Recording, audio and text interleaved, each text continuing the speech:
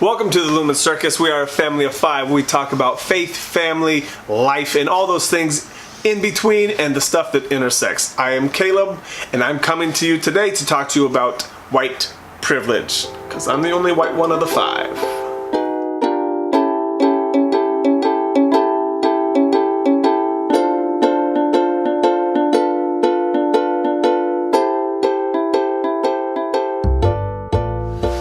White privilege is obviously a topic that's come up in our society pretty recently, and I honestly, in my mind, didn't really want to touch on it at all because nobody ever asked me or anything like that, until one day my beautiful little brown Colombian wife approached me and said, "Hey, let's sit down and talk about this white privilege thing." And I was like, okay, because in my mind I was like, I'm white but I ain't privileged, so this is going to be a short conversation and it's going to be pretty easy. And we started talking, and through that talking she was like, so what do you think about your white privilege? And I was like, I grew up in this little town in Blaine, Washington. You know, we didn't have much money. I had to have a job when I was little and throughout my entire career of going to school so I could pay for school clothes and stuff like that. And so in my mind, that's what I'm thinking. That's what I'm thinking about white privilege is financially, how well off were you, where you grew up, the things you have, all that stuff. And I was like, man, even to this day, I don't feel white privilege. So honey, I don't know what you're really talking about. So when my wife approached me and said, okay, let's say you and I both apply for the same job in the same industry, and we go in and we get interviewed. And in all honesty, we have the same titles before in our jobs, and we've had those positions. And I can tell you that from the experiences that I've had there, that if I were to walk into an interview setting, that me just being me and walking in and looking the way I look as opposed to the way she looks, that I already have a leg up.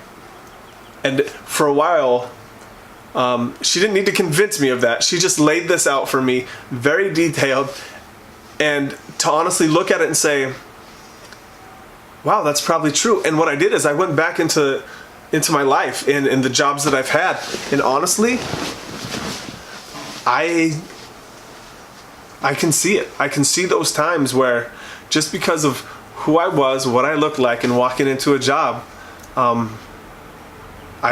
was benefited by that. So for my wife to go into a job, she has had to prove her worth to them every time she goes into a job. And for me, I've never had to feel that way. But it gets more complicated than that, because that's very specific to the industry we work in, and also that's a hypothetical. During the time we were talking, she also looked at me and she said, okay, go back to school. When you learned history in school, did you learn about anybody else's history? I was like, what do you mean? Like, I live in America. Why would I learn about Colombian history? Why would I learn? And she goes, no. Did you learn about black history in America? Did you learn about brown history in America? Did you learn about Indian history in America? And I'd never looked at it that way. I'd never broken it down that way, because once you take these different people out of it, it leaves white people. And when I looked at what I learned in history, I learned about white people history. And then we started talking and she goes, okay, another example. When you watched movies and you saw movies, who was always the protagonist? And I was like, first off, you use the word protagonist. And she was like, who was the hero? Who was the hero? And she didn't even have to say who was the villain. She just said who was the hero. And so I look into the movies. I'm a romantic comedy type of guy. And I look at all the romantic comedy movies I ever saw, and the guy at the end, or the girl at the end, or whoever it was at the end, the goal, the person, was a white person. The person who's on the pedestal, who's the good looking, the smart one, the athlete, all this stuff, it's the white person.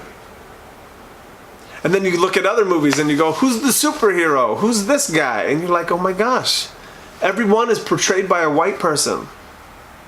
So even in Hollywood, even in films, that's what was being taught. That's what was being shown. And so yes, I looked at it and I was like, oh my gosh. That's how all these different industries, this is how schools, this is how Hollywood, this is how they portray this to everybody around here in the United States, in the world, And so, of course, white privilege is there for us because we've been told that we're better, that we're the hero, all this stuff. But not only that, the people around us and the other people we live with, the other people of color, the ethnicities, they've been told that they are not the hero, that they are not the beautiful person, that they are not worth it. And they have to go and they have to prove themselves. And we may think that this is not all that important because what? We're grown-ups now, we're adults now. But that's not all true. We have children now, and especially for me, I have children. I have 3. I have a little boy who's very white. My oldest, you can tell she's got a little bit of color, but my middle one, she's very brown. If my middle one grows up being told that the white-skinned, the very lighter people, they're the most beautiful, they're this, they're that, they're the ones who get looked at and like worshipped. Do you know what that does to her psyche? Do you know what that does to any other child of color and their psyche and how they feel they get looked at? And so for me, now as an adult, as a grown-up, as a father, I'm like, my gosh, I do not want my children to grow up like that. I don't want my kids to look at other kids who have color in them and think they are less than because they're not portrayed in a certain way.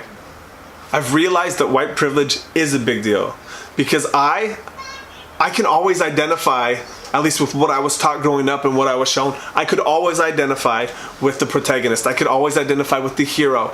I could always identify with the main person, the one who had all the focus on them, because it was always a white guy.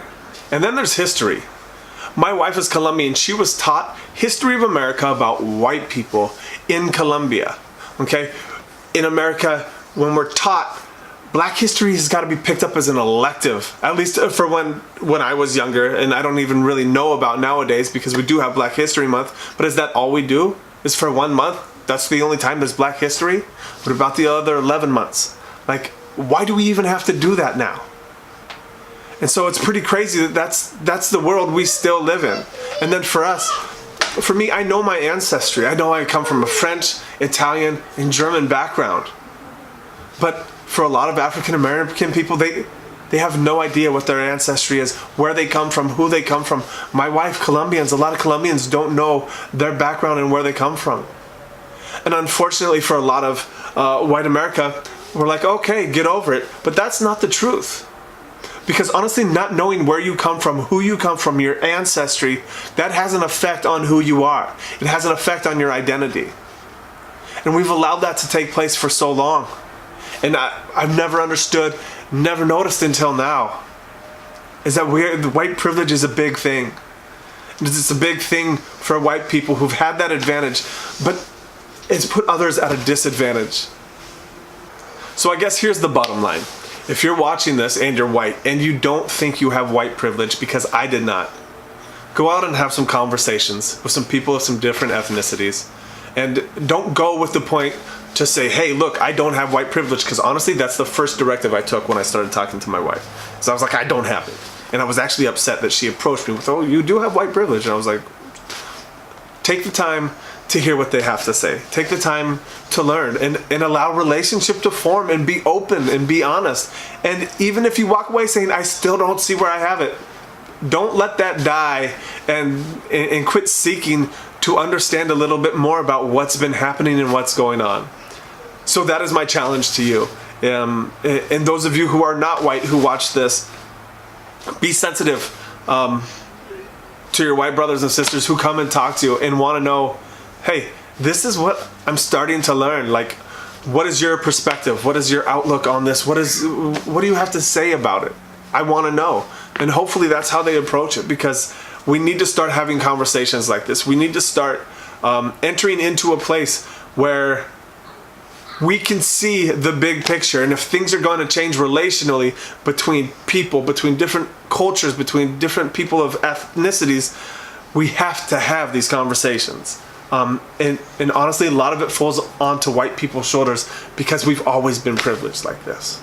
After all this being said, white privilege does not mean that you didn't have to earn your education. It doesn't mean that you didn't have to work hard at your job. It doesn't mean that you didn't get to where you're at because you didn't work hard. But what I am saying is that from the very beginning, there has been a privilege for white people that others have not been afforded. All I am saying is that historically we have had the upper hand, and we have to acknowledge that if we want things to change. That's my little white boy. Come here, Gringo. Say hi. Say hi. This is Max. So, please subscribe. You can follow us on Twitter. You can follow us on Instagram. You can follow us on Facebook. He's leaving. Thank you for watching. Please subscribe down below. You can follow us on Instagram, Twitter, or Facebook. I would love any and all of your comments. I would love to be able to respond to your thoughts and to hear what you have to say. And if you want to hear more from me, please let me know. And I'll get back to you. Thank you.